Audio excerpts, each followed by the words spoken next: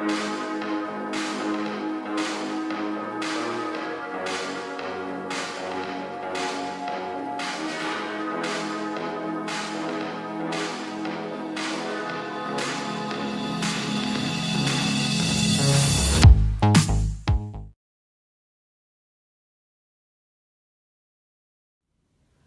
guys, it's Dr. D again from the Advanced Healing Institute.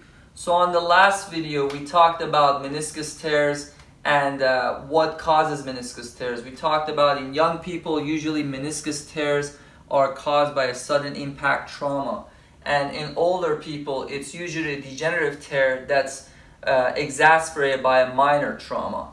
So what types of meniscus tears are there? Well, there are many types of meniscus tears. There are longitudinal tears, there are radial tears, there are horizontal tears, there are bucket handle tears, there are flap tears. And all this sounds confusing.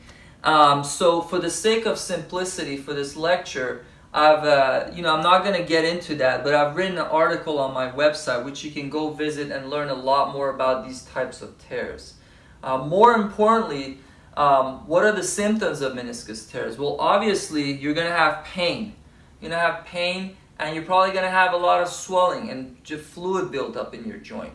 Okay, you're going to have difficulty bending your knee or straightening your knee a lot of times, and that's going to be very painful doing that.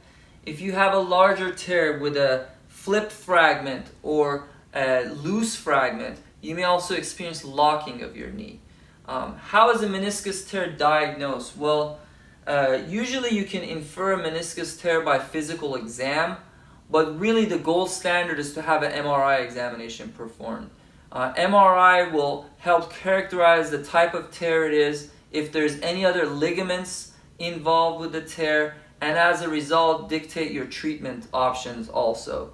On the next video we're going to talk about the most important part, the treatment of meniscus tears.